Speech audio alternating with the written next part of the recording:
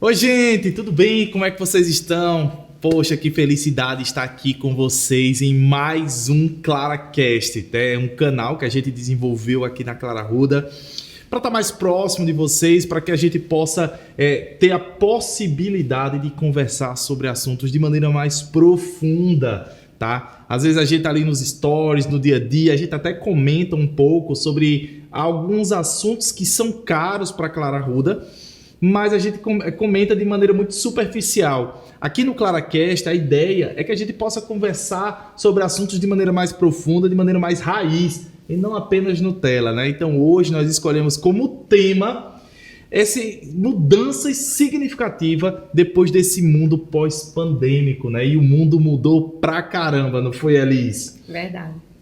Então, assim, a ideia é que hoje a gente vai conversar um pouquinho sobre isso. Alice, eu vou começar logo fazendo umas perguntinhas aí pra você. Eu adoro o podcast, porque ele realmente é nada combinado, viu? A gente, olha, só para deixar claro, muitas vezes a gente tá aqui combinando o que a gente vai falar hoje sobre o podcast. Caio, vamos falar sua pauta e de repente... Mas eu acho que Mas essa semana, realmente, você até trouxe aos stories, né, a notícia da Amaro. E era algo que você queria explorar um pouquinho mais, porque tem muita informação relevante por trás que é interessante compartilhar, né? Então, antes da gente começar, eu vou até pedir um favorzinho a todo mundo aqui. Gente, por favor, dá um like aqui, compartilha com os amiguinhos, com o coleguinha, porque assim, a gente faz isso com tanto carinho. A gente faz isso com tanto carinho, a ideia é que a gente esteja divulgando esse conhecimento pra gente. Brincadeiras à parte, né? Estamos lá na rede vizinha, ClaraCast 56, e aqui no YouTube também. Então, é para vocês compartilharem, divulgarem. Essa troca é muito interessante. Os comentários de vocês são valiosíssimos, né? Então, assim, a gente não quer não é algo unilateral. A gente tá aqui para compartilhar e a gente quer escutar de vocês também a opinião dos conteúdos, né? Sempre a versão de vocês sobre esses fatos. Exato. Elis, eu queria te fazer, você acha que a nossa vida, ela mudou bastante depois que teve essa pandemia, que aconteceu essas situações todas? Ou você acha que a gente está vivendo exatamente do mesmo jeito que era antes da pandemia? Acho que ninguém mais é o mesmo pós-pandemia. O que é que você acha? Eu acredito que não só os adultos, mas também as crianças, né? Elas foram, independente da idade, elas foram impactadas bastante. Mas acredito que no contexto geral, de todas as formas, todos os lados da nossa vida, nós somos impactados financeiramente, né? O lado de convivência, né? De realmente a gente agora ter que se readaptar. Muito interessante, sim, né? Nós sempre fomos seres comunicativos que, principalmente o brasileiro é famoso no mundo todo por ser realmente pessoas carinhosas, que gostam de se reunir, que gostam de confraternizar. Tudo é um happy hour, tudo é um motivo para estar junto, para compartilhar, e de repente ninguém podia estar na casa de ninguém, nem nossos pais, nem quem a gente conhecia, nem quem a gente tinha certeza que não estava saindo de casa. Eu acredito que em todas as esferas da nossa vida foram impactadas, sim, pela pandemia. E algumas mudanças foram aceleradas com a pandemia, né? Então, assim, muita coisa já estava no percurso para a mudança, mas, de fato, a pandemia acelerou. Eu acho que dos principais sentimentos que eu vejo depois, eu falo por mim, né? Depois da pandemia, são alguns sentimentos que ficam muito claros. Até eu gosto muito de meditar, eu gosto muito de pensar. Então, um dos sentimentos é eu fiquei com um pouco de medo, até sou bem aberto aqui, o ClaraCast é esse momento, né? Eu fiquei com um pouco de medo do futuro. Então você sempre fica apreensivo. Por quê? Porque você fica naquele negócio, poxa, eu estou trabalhando, estou na minha vida normal, mas será que pode acontecer uma outra pandemia? Essa insegurança com o futuro, né? Será que pode acontecer uma outra guerra, como está acontecendo entre Rússia e Ucrânia? Será que os Estados Unidos... Então isso me bate uma certa insegurança. A ideia de que o momento que a gente está vivendo agora é um presente, isso se torna muito real, porque faz com que você valorize cada dia como se fosse o último. Então, eu tenho hoje, depois da pandemia, pelo que a gente passou na pandemia, depois a gente pode fazer até um podcast só falando sobre isso, mas depois que a gente passou por esse momento, eu acho que dá esse sentimento de que o mundo sempre está reservando algo diferente para a gente. Então, a gente até tem uma perspectiva de futuro melhor, mas bate uma certa insegurança em relação a isso. Talvez seja o maior sentimento que eu vejo depois desse mundo pós-pandêmico. Eu tenho um outro sentimento também. Eu também não sei, queria até compartilhar. Se vocês têm esse mesmo sentimento, por favor, bota aqui nos comentários, tá? Eu queria realmente saber o que é que vocês sentem também. Eu leio bastante sobre isso, mas eu acho que a gente tem sido muito inundado por tecnologias, Elis. Falando em comunicação especificamente, né? A gente saiu do mundo físico bruscamente para o mundo online. Porque nós que a gente estuda, né, essa parte de canais de comunicação há muito tempo, então a gente sempre estudou o offline com o online e eram públicos diferentes, o mesmo consumidor ele poderia navegar de forma contínua entre os dois canais e ter experiências diferentes nos dois canais. Só que de repente o offline saiu da jogada e todo mundo passou a disputar os mesmos segundos de atenção daquela pessoa, né? Então, no mundo online. E a gente chegou à exaustão, né, da comunicação. Tanto que hoje está havendo o processo inverso. As pessoas não querem mais. Na verdade, é recomendado até pelos psicólogos, por quem trata ansiedade, de você estar aqui, ó, com esse inimigo bem longe de você, principalmente nas horas mais importantes da sua vida, na rotina noturna, enfim, nos finais de semana. Você tem um pouco de paz, né, em meio a tanta necessidade de comunicação e ser tão despertado por todos os segundos da sua vida com várias publicidades ao mesmo tempo, né? E essa hiperconexão que a gente está vivendo gera um sentimento de esgotamento. Às vezes eu chego no final do dia, é certo, meu dia ele é realmente frenético, né? A gente acorda muito cedo e termina sempre o dia muito tarde também. A gente, além da rotina na fábrica, a gente tem a rotina com os filhos e tal. Mas eu sinto aquele sentimento de esgotamento, sabe? Tipo assim, poxa, eu poderia dar mais. Eu poderia estar mais com os meus amigos, eu poderia estar mais presente com os meus filhos. Às vezes você está até fisicamente, mas psicologicamente, sentimentalmente, você fica... Eu acho que o virtual... E aí, a gente está tentando se readaptar ao mundo físico, né? Ele puxa demais, ele usa muito a minha bateria. Não é a bateria do equipamento, é a minha bateria. E quando chega, eu já estou quase low battery ali, já pronto para recarregar novamente. E eu queria saber, esse também é um sentimento que vocês sentem? Será que isso é um sentimento que eu estou sentindo, mas que ninguém sente também? Qual o sentimento que vocês sentem mais depois desse pós-pandemia, né? Então esse é um sentimento que eu vivo sentindo.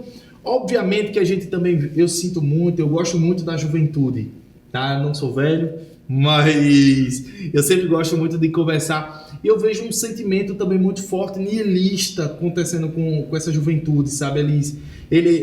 Depois da pandemia, eu vejo muita juventude, perdida.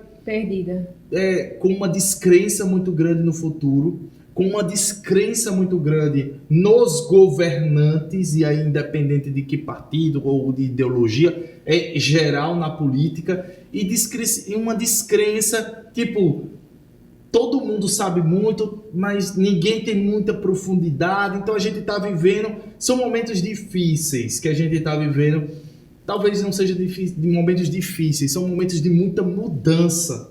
E quando o tabuleiro se mexe de maneira muito dinâmica... É muito difícil se reposicionar no jogo, né? Saber onde você está indo, porque está todo mundo mudando e você vê o tabuleiro todo se movimentando, você, opa, calma, onde é que eu vou ficar? Tenha calma, não é assim. E a mudança não dá de maneira simétrica nem organizada. Você não consegue ver. A gente tem uma crise, liquidez demais no mercado, mas com grandes endividamentos. Como é possível a gente ter tanta liquidez com tamanha dívida das pessoas? É porque dentro desse jogo, o que a gente começa a perceber é que de 2008 para cá, depois da crise dos subprimes, entrando muito dinheiro, o dinheiro não foi distribuído de maneira equitativa, equânime. Ela foi distribuída de maneira desigual.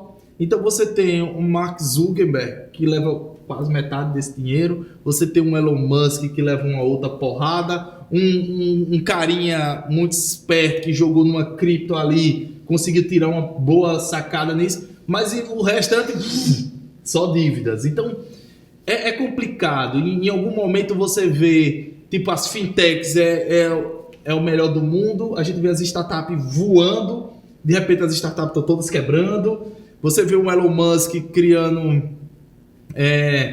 sendo um dos caras mais ricos do mundo, e de repente ele já cai de novo. Então, assim, grandes empresas que eram renomadas no mercado, que sempre foram exemplo, faliram, né? Fecharam as portas ou demitiram boa parte dos funcionários. Eu não vou falar especificamente disso, mas, por exemplo, você via empresas de contabilidade, de auditorias que eram extremamente renomadas e deixam uma empresa como a Americanas um rombo de 20 bi. Bicho, isso não entra na minha cabeça. Olha que negócio poxa, como é que Americanas, uma empresa sólida do Brasil, que tinha seu mercado de ações lá, tinha empresas fortes, eu não vou falar nome, obviamente que não me cabe isso, mas quem quiser estar na internet, coloca lá, as empresas de auditorias fortes, renomadas, e deixam passar num demonstrativo contábil, gente, 20 bilhões. Eu não estou falando de 20 reais, 20 mil reais, 200 milhões de reais, eu não estou falando disso.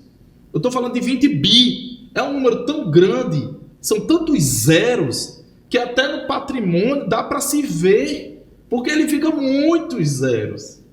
Então, isso só de rombo, e ela deixou passar uma informação como essa. Então você começa a perguntar, poxa, em quem eu vou confiar?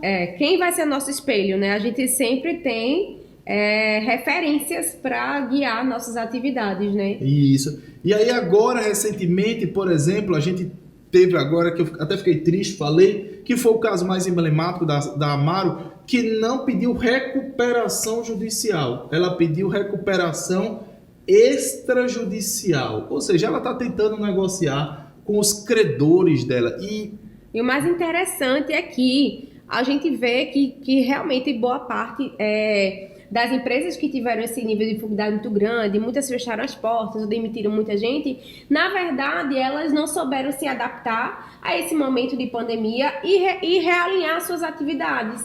Só que a Amaro, ela surgiu já na fase digital. Então a grande dificuldade era como ser digital se eu sempre fui no mundo, sempre me garanti muito bem no mundo físico. Isso. Só que ela já chegou no nível à frente, né? Então, assim, em 2017, ela abriu a guide shop dela lá em São Paulo, na Oscar Freire. Então, ela já estava há anos-luz na frente de muitas empresas que a gente não estava nem perto da pandemia ainda, mas mesmo antes ela já estava, com muito caminho andado na digitalização dos negócios, na comunicação, nesse mundo virtual. Então, a Amaro realmente foi um case, para a gente que trabalha com moda, com varejo de moda, né? Era um caso de sucesso bem relevante.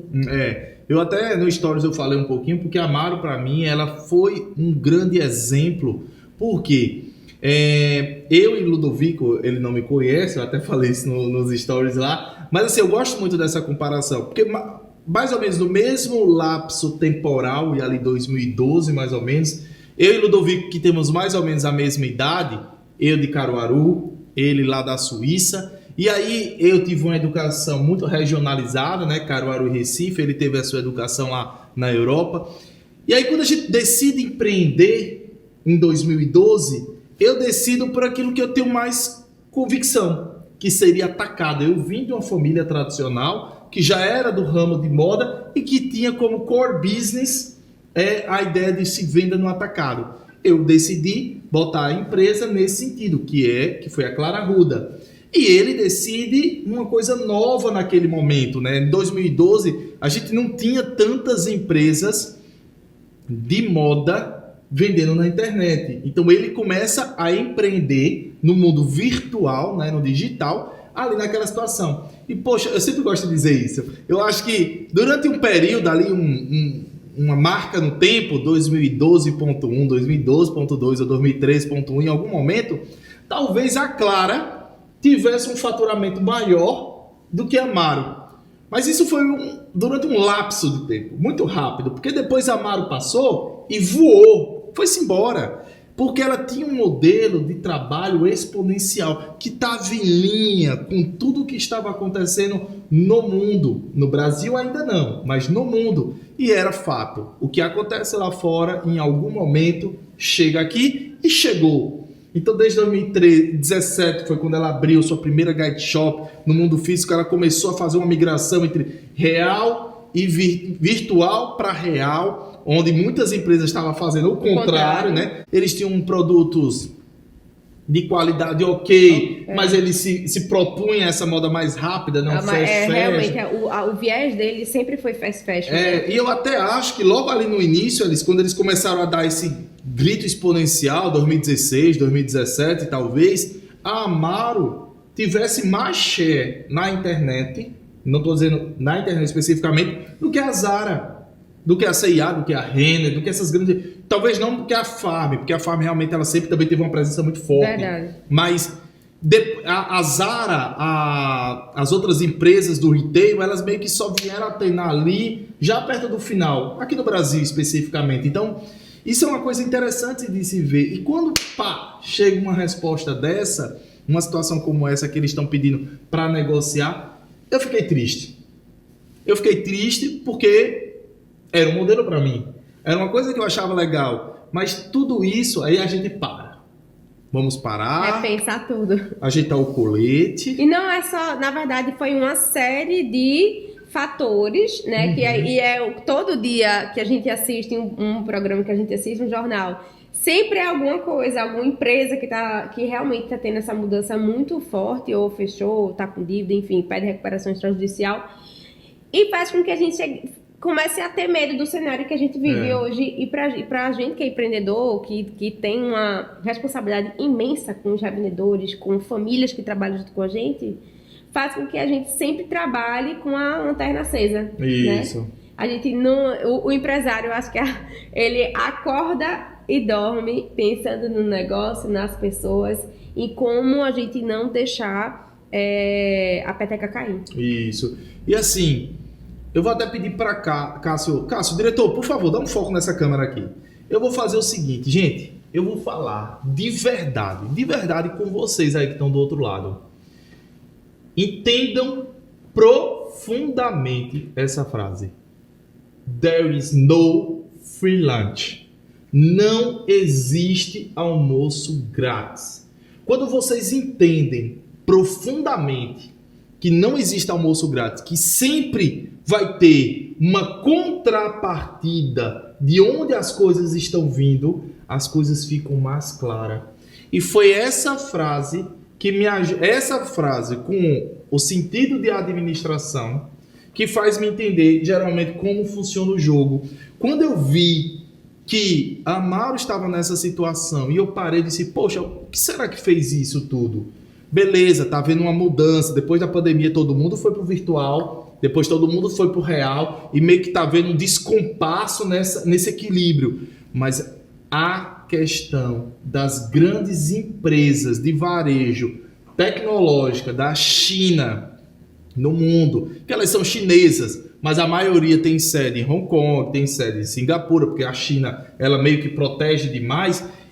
Essas empresas elas estão criando um grande desequilíbrio no mundo, um desequilíbrio inclusive macroeconômico. Por quê? Porque no momento em que você cria uma empresa, no caso a Shein, aqui, você cria a Shein, que é um grande marketplace de moda chinês, e começa a vender para o mundo todo. Olha o que eles estão fazendo, Alice. Olha o que a Shein está fazendo. Antes, os produtos chineses chegavam no Brasil através de portos. Então, geralmente, portos e aeroportos, mas principalmente portos. Chegava um container de produtos chineses. Então, era muito fácil fiscalizar. Obviamente que se entrava muito sem fiscalização, Sim. porque é uma amostragem, mas era mais fácil. Só que hoje, ao invés de chegar os containers, que continua chegando, chega milhares, centenas de milhares de pacotinhos por tudo que é lado de fronteiro. Aeroporto, é rodovia, é porto, é de todo jeito que esses produtos estão chegando. É muito mais difícil fiscalizar. Então, muitas vezes, essas empresas vêm no Brasil com seus produtos baratos, vendem, esse dinheiro literalmente sai do Brasil e vai para a China. E o que é que acontece? Você está deixando o nosso país mais pobre. Porque isso aí literalmente é uma evasão de divisa. Porque eles não pagam impostos, eles não pagam a tributação, sequer tem uma compensação social. Então é muito mais fácil para eles ter. Eu não vou falar de mão de obra, eu não vou falar que é mão de obra, eu não vou entrar nesse mérito, mas eu só estou falando no mérito comercial. Esqueça que trabalho escravo, eu não estou falando isso. Eu estou falando no mérito comercial. Puramente então, de oferta e demanda. Isso. Eles vêm, vendem e levam o dinheiro para lá. Então, uma coisa que você está, entre aspas, ganhando no curto prazo, você brasileiro está perdendo no longo prazo, porque você está financiando uma crise no nosso país. Você está perpetuando, porque no momento em que você tira divisa do Brasil e leva para a China, você está tirando dinheiro do comércio, tirando dinheiro dos empresários brasileiros. Você faz com que esse dinheiro ele não gire. Se ele não gira, o empresário ele contrata menos. Se ele contrata menos, vai ter mais desemprego. Com mais desemprego, menos venda. Então você cria aí um círculo vicioso, não é virtuoso. Então você acaba financiando uma crise maior no nosso país. Aí você pode dizer o seguinte: Caio, você está sendo muito protecionista. Caio, você é contra a globalização. Caio, o chinês não compra a nossa soja, o chinês não compra carne de boi, o chinês não compra... Verdade. Só que o chinês, ele compra carne de boi de 2, 3, 4 empresas. O dinheiro só vai para aquelas empresas. Ele compra a nossa soja de 3, 4 fazendeiros. Só vai para aquele fazendeiro. E lá na China, você está tirando dinheiro do Brasil e está pulverizando na China.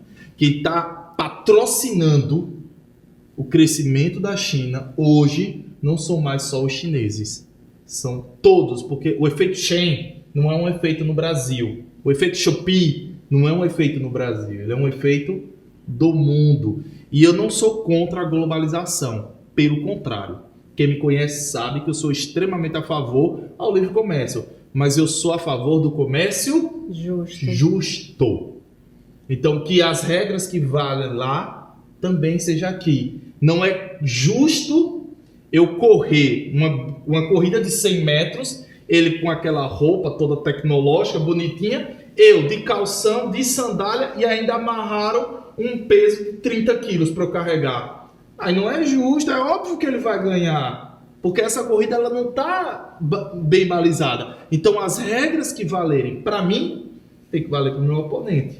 Os direitos que eu tenho, ele também tem que ter. Então quando a regra é justa, e é bem claro isso, poxa, quem mais quer brincar disso sou eu. Agora, não é legal quando o outro tem muitas vantagens e você só tem desvantagens. Então, essa briga não está justa.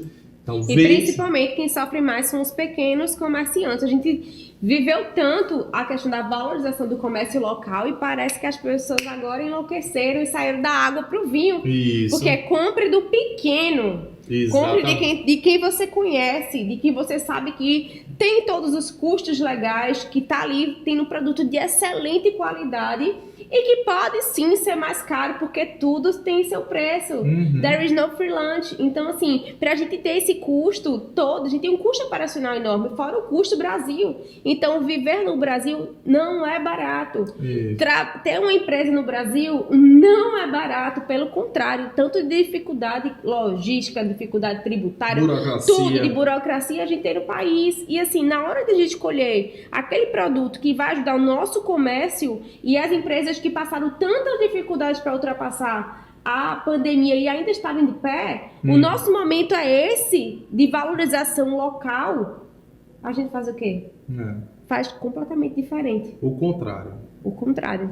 Então eu acho que dentro dessa lógica que a gente acabou de mencionar, foi talvez um dos grandes fatores que tem influenciado a Amaro, né? Porque a Amaro acaba batendo de frente, que é comércio virtual e é comércio virtual. Então bateu de frente ali e ela saiu na desvantagem. Obviamente tem um desaquecimento da economia natural depois da pandemia, veio uma ressaca muito grande. Mas assim, o que eu quero deixar claro aqui é que a gente precisa analisar tudo. Precisamos realmente, se você é brasileiro, Caio, você quer ser... Não, se você é brasileiro e você torce para que a sua vida da sua família fique melhor, eu estou sendo bem realista. Poxa, valoriza o que é nosso, caramba.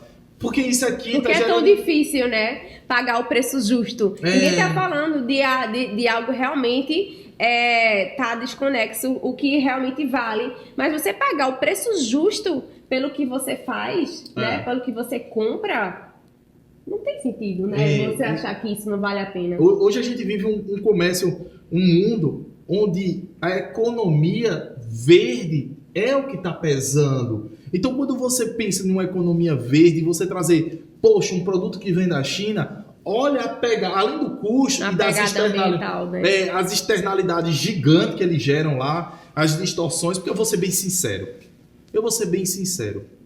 Quando você compra uma calça jeans, uma calça normal, por R$35.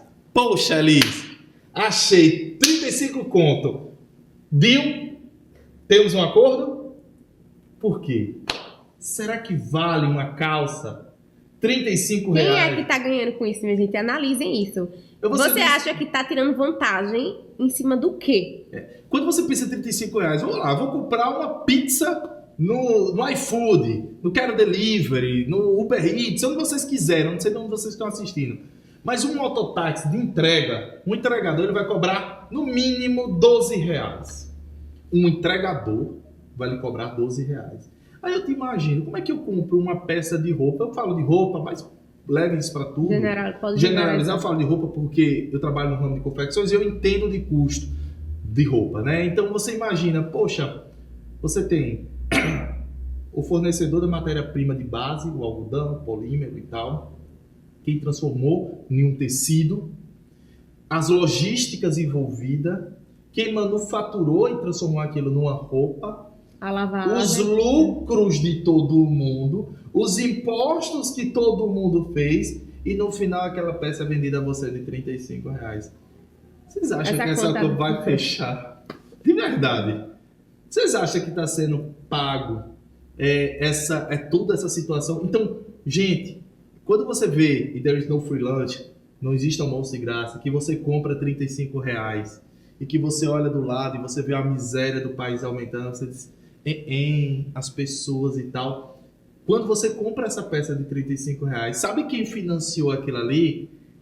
Não só foi as políticas públicas, não. É fácil, é muito fácil dizer, o governo. E aí eu falo isso, qualquer governo, tá? A, B, C, D, não é. O governo tem culpa, o governo é coisa. Não, a culpa é nossa que financia isso. É a mesma coisa, lixo no chão. Quem bota lixo no chão não é só o governo. Poderia ter uma coleta melhor. Sim, poderia ter. Poderia ter mais lixeiro. Sim, poderia. Mas quem joga o lixo no chão somos nós. Você tá lá, poxa, custa você chupar uma bala, botar no seu bolso, chegar em casa e jogar no lixo? O meu carro parece um lixeiro. Porque eu vou comer nas coisas, se eu estou usando papel, eu vou jogando tudo no banco do passageiro. Tudo no chão, vou jogando tudo no chão. E quando chego em casa, eu jogo no lixo.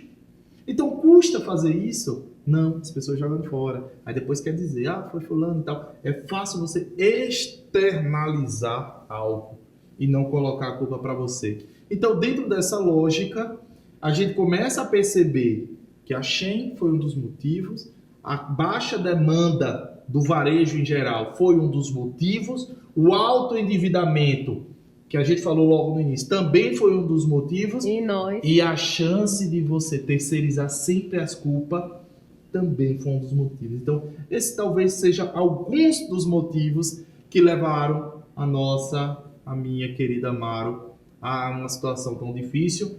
E aí eu chamo vocês a participar com a gente.